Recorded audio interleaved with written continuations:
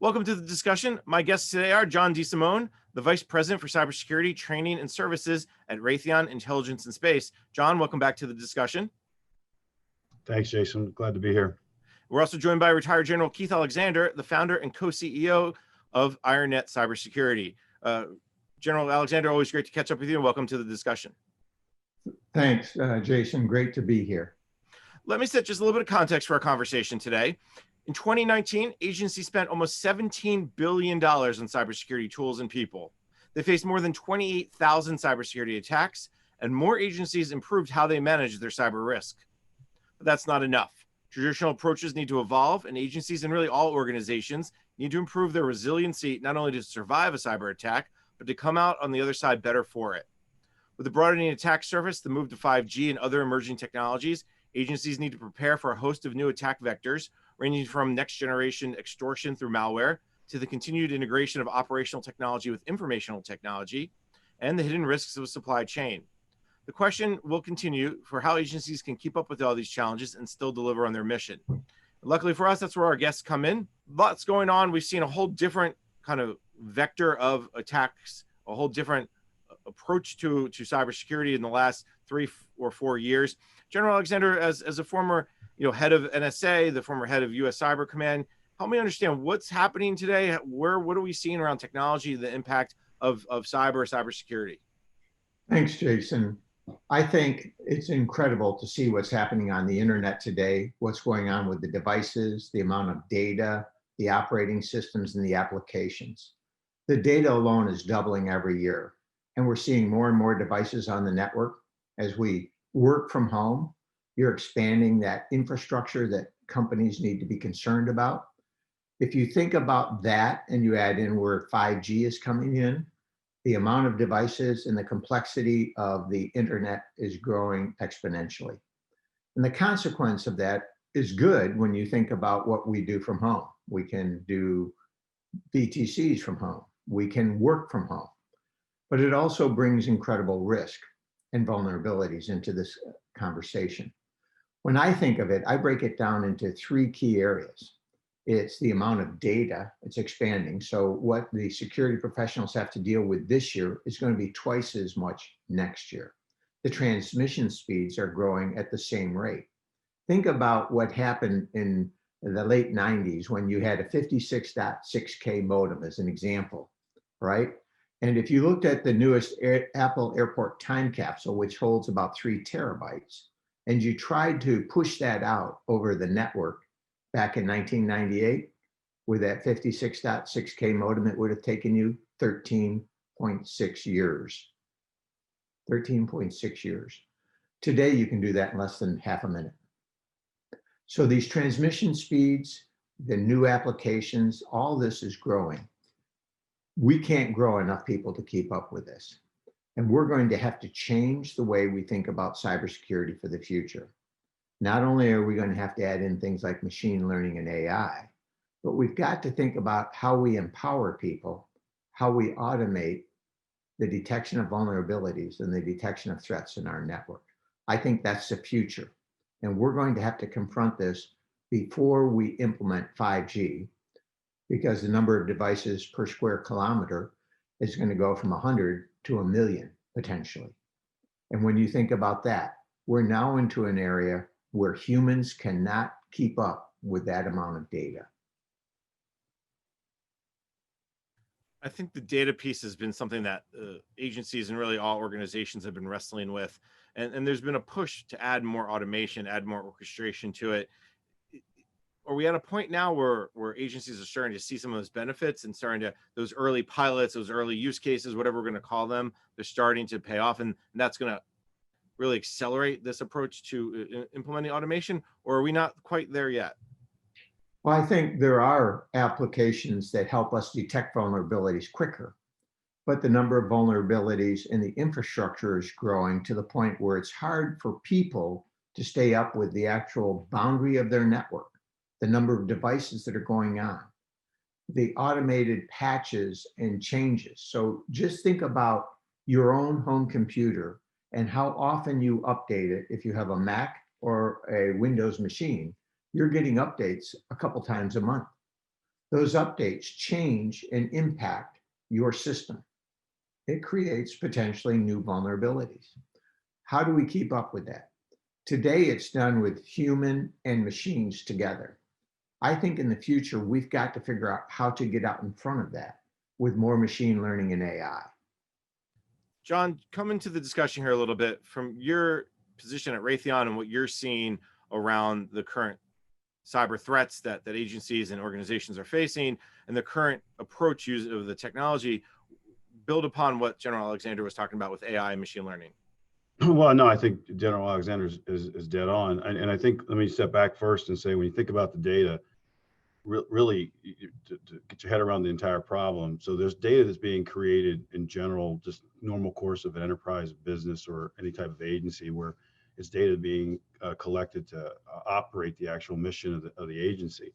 So that data is, ever increasing the needs of how, these operators are trying to decide how to make decisions. And then you have the cyber sensor data that's actually growing at an exponential pace as well. So you have all this data coming into the system, and you have to put systems in place to protect the data that's critical to your enterprise, as well as try to analyze the threat data that's coming in to figure out where you need to pool your resources and how you need to defend yourself. So all that coming together is creating just a massive problem. So without a doubt, we don't have enough people to deal with that. So whether it's sharing, but even in the sharing, we're going to have to figure out ways to share using machine learning and AI, because that data information will be collected in multiple different venues and different agencies that have a different type of perspective and may have different threats that are coming in, but correlated together across the larger platform gives you a pattern of recognition that you can actually do something about. So it's a massive problem, and we're absolutely going to have to figure out how to get machine learning in, get AI into this, but also start to collaborate and work more effectively across public and private sectors to be able to pool our resources. Yeah, can I jump in, Jason? Because I think what John's hit on here and what Raytheon does, if you take an analogy and you think about our air traffic control systems, what Raytheon has done with the Patriot missile and how they protect us from missiles coming in and how they protect countries. Now think about that. They have an automated ability to detect the flight path of missiles coming in and shoot them down.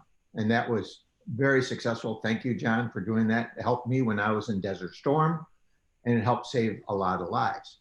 So if you think about that, we have this air traffic picture that is built by radars working together at network speed that helps us understand missiles, aircraft, everything that's in that space. We don't have a air traffic control picture for cyber. As a consequence, everybody's working in their own little area, but you have no visibility of what's hitting everybody else, nor does the government. And the consequence of that is the enemy has the advantage. Those criminals and nation states that wish to steal stuff can see better than the defenders can see, because the defenders are only seeing their instance. So that's the biggest problem that we face. And that's one of the things that we're going to have to change as we go forward into 5G and the next generation of devices. It's actually a nice segue to this idea of the cyber threat sharing. And we hear a lot about, every organization, a lot of the vendors out there can say, well, we share cyber threat data. And then you hear that what happens within, for instance, the Cybersecurity Infrastructure Security Agency at DHS, they're sharing data. So it's all this data being passed back and forth. But is it the right data? Is it the most timely data? That's really the key here is understanding your situational awareness and then be able to react to it, not in a day or a week, but in minutes. Yeah, let me jump in, Jason. I think that's a great point. And I think if you take what the general just said, first of all, any sharing is good sharing. So the more sharing we're doing today, the more we want to increase that. But when you think about situational awareness, and I think I've said on one of your shows in the past, we really view like the enterprise as the new battlefield, if you will. And we think cybersecurity has kind of changed what a battlefield looks like over the past 8 to 10 years, and information needs to come in all aspects of that battlefield to be able to create a large view of situational awareness across the entire space, so that organizations can take actions to defend themselves or Cyber Command can take actions to enable their missions to help defend the country. So it's really about making sure that we can pull information across the entire cyberspace, correlate it, and then create situational awareness so we can understand where our defensive posture is secure and when we have vulnerabilities. I think that's the critical piece going forward. And the more we can take steps as a nation, both from private and public, to work across and get a good view of that battlefield, the stronger I think we're going to be.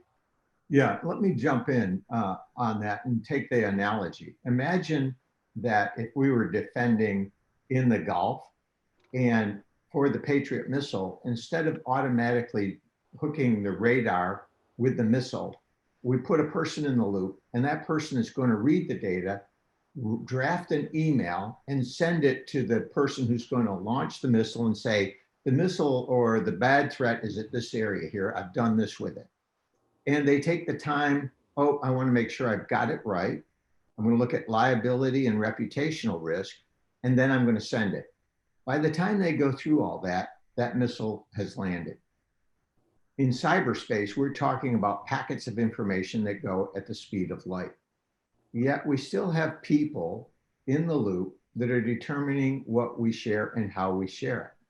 The consequence of that is, in taking that time, we're losing to the offense. They can land capabilities in a network and do things faster than we can respond. The consequence is we are primarily left with incident response. That means we let the missile land and then we start cleanup. And the first thing we do is we fire the CISO because we said you didn't stop that missile. And the CISO is looking for, I didn't even know. And this is the area that we need to educate people on and we need to solve. There's plenty to talk to about this idea of situational awareness, but let me just jump because we're almost out of time for this segment. So, but General Alexander, a lot of what we're talking about here today is being addressed or has been addressed by the Cybersecurity Solarium Commission with just a host of recommendations. And it feels like every year as a new administration comes in, we get a new set of recommendations, or a new year starts, we get a new set of recommendations. What's different about the Cyberspace Solarium? Well, the thing I liked most about the Solarium Commission report is they brought in key players from industry, like the CEO from Southern Company, Tom Fanning, who really wants to protect the grid. And we want him to do that. We want to keep the power on, want to keep the lights on. That's part of the Hotel 6. We'll keep the lights on. How do we do that? Well, the answer is you have to work together between the public and private sector. The Solarium report really hit that point. I think that's critical for the future. But it was not just to work together, but to do that at network speed. Do it anonymously, but do it at network speed. I think that's part of the key. There's work to be done for sure in addressing this problem. It's similar to the Presidential Commission report that came out in 2016 that addressed the same types of issues that we had. So I think we're moving in the right direction. I think what we need to do is to educate people on the difference between sharing information, contextual information. That's important, as John said, to understand the threat. But you also need to have the real-time sharing to protect when you're under attack. Yeah, that's right.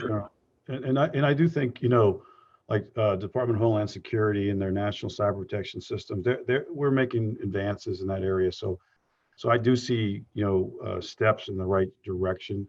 But obviously, I don't think, personally, we're moving fast enough. And I think we really have to get our arms around it. And, question is, do we have to, what comes first? Do we have to get the policies and the authorities lined up in order to do that?